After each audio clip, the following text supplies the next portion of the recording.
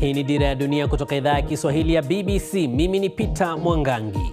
Taarifa yetu kuu siku huu: Rais Trump asema kwamba Marekani haiko vitani na Venezuela na kwamba analisimamia taifa hilo kwa sasa, lakini ana mpango gani haswa na mafuta ya Venezuela?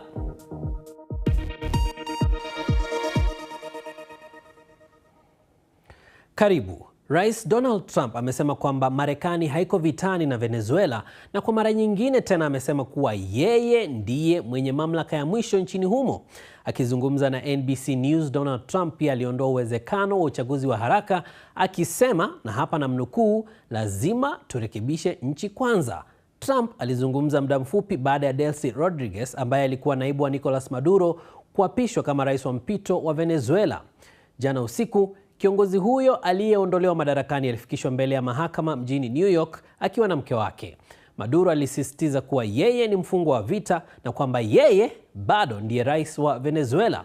Wakati huo huo, kiongozi wa upinzani wa Venezuela na mshindi wa tuzo ya amani ya Nobel, Maria Corina Machado, ameambia Fox News ya Marekani kuwa anashukuru Donald Trump kwa niaba ya wananchi wa Venezuela.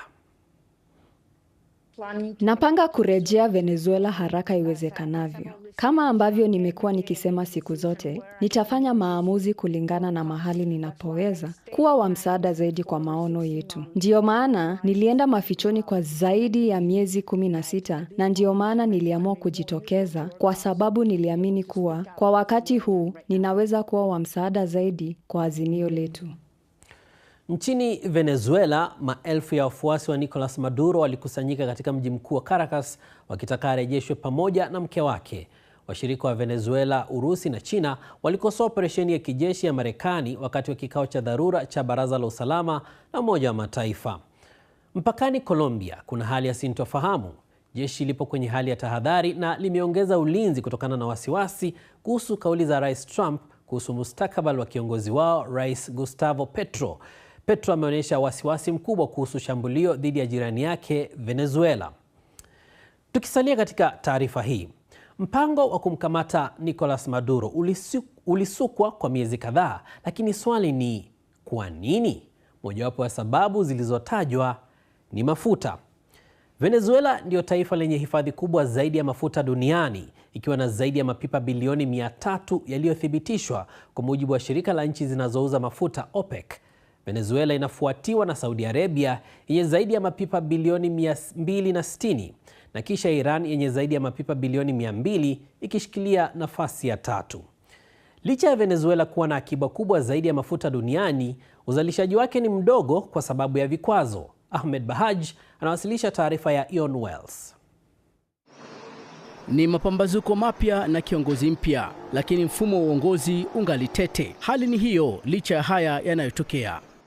Tutaiongoza nchi hii mpaka wakati utakapofika wa kukabidhi madaraka kwa njia salama, inayofaa na ya busara. Trump ana msimamo gani na nani hasa anayeshikilia usukani kwa sasa? Kwa sasa ni Delcy Rodriguez, aliyekuwa makamu wa rais wa Maduro, waziri wa mafuta na mshirika wake wa karibu ambaye amekula kiapo kama rais wa mpito. Majaji, jeshi na mawaziri bado wana msimamo wa kumuunga mkono Maduro. Marekani haina wanajeshi wake nchini humo, lakini inatumia mbinu nyingine kutoa shinikizo. Picha hizi za Maduro akipelekwa kizuizini, mikono ikiwa imefungwa na macho akiwa amezibwa, ni onyo kwa washirika wake ambao bado wako madarakani. Trump ametishia kufanya mashambulizi zaidi ikiwa itahitajika. Ameweka wazi kuwa kitu kimoja ambacho Marekani inataka ni mafuta. Tutayachukua mafuta ambayo kwa kweli tulipaswa kuwa tumeyachukua tangu zamani. Kuna fedha nyingi sana zinazotoka ardhini. Tutalipwa kwa kila gharama tuliyoitumia. Venezuela ina akiba kubwa zaidi ya mafuta duniani. Thamani yake ni dola trilioni 17. Ni kiasi kinachoweza kutosheleza mahitaji kwa zaidi ya miaka 800, kiasi kikubwa kuliko cha nchi kama Saudi Arabia na Iran. Ni aina ya mafuta ambayo ni muhimu sana. Viwanda vya mafuta vya Marekani vinachimba zaidi ya mafuta ya mwamba tope ambayo ni mepesi. Marekani inahitaji mafuta mazito ghafi kwa wingi na Venezuela inayo kwa ziada. Lakini kufufua sekta ya mafuta ya Venezuela hakutakuwa mchakato mwepesi. Uwekezaji na ujenzi mpya utachukua miaka mingi. Nchi hiyo bado haina utulivu wa kisiasa na haina uhakika wa usalama. Aidha, hali ya sasa ya soko la dunia kuwa na mafuta mengi na bei kuwa ndogo inafanya uwekezaji kwa sasa kutoonekana kuwa na tija. Mshtuko wa tukio hili unahisiwa kote katika kanda hiyo. Baadhi ya waandamanaji mjini Havana, Cuba, nchi inayotegemea sana mafuta ya Venezuela, wanaonyesha mshikamano huku wakiwa na hofu. Kwa kuwa serikali yao ni adui mwingine wa Marekani, wengine wanahofia kuwa huenda wao wakafuata. Nadhani wapo kwenye matatizo makubwa. Na sitazungumzia hatua zetu za baadaye au sera zetu kwa sasa kuhusu jambo hili. Lakini si siri kwamba sisi si marafiki wa utawala wa Cuba. Kwa sasa hatima ya Venezuela imenaswa katikati ya serikali ambayo bado inashikilia mamlaka na taifa lenye nguvu kubwa, yani Marekani, ambalo limedhamiria kuleta mabadiliko. Sasa tumekuwa tukiangazia maisha ya kiongozi aliyeondolewa madarakani Nicolas Maduro, lakini mkewe Cilia Flores pia ana ushawishi mkubwa nchini humo.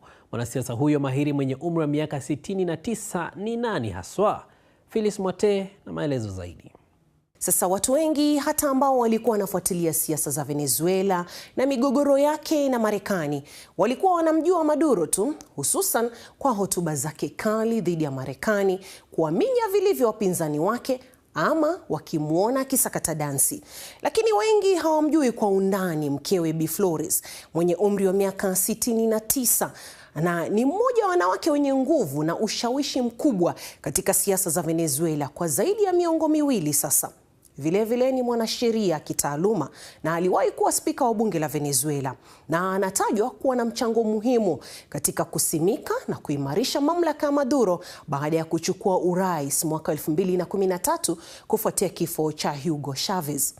Akiwa mke wa rais, Maduro alimpa jina la heshima la mpiganaji wa kwanza, tofauti na cheo cha jadi cha First Lady. Ingawa mara nyingi alijitokeza kwa taswira ya kifamilia, ikiwemo kuendesha kipindi cha televisheni Concilia en Familia, wachambuzi wanasema kwamba Bi Flores alikuwa mshauri wa karibu wa rais na mshirika muhimu katika mikakati ya kisiasa na ya serikali.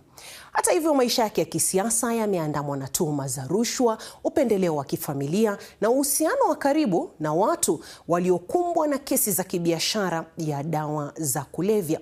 Wapwa zake wawili mfano walihukumiwa nchini Marekani kwa makosa ya kusafirisha cocaine, ingawa baadaye walirejeshwa Venezuela kupitia makubaliano ya kubadilishana wafungwa. Utawala wa Marekani unaamini kuwa Bi Flores alikuwa mshirika wa karibu pia wa mumewe Maduro katika kile wanachowatuhumu kuongoza genge la biashara ya dawa za kulevya. Sasa Bi Flores jana alipandishwa kizimbani jijini New York pamoja na mumewe Maduro. Ushirika wao wa karibu umeendelea hata katika kipindi hiki cha madhila kwa familia yao.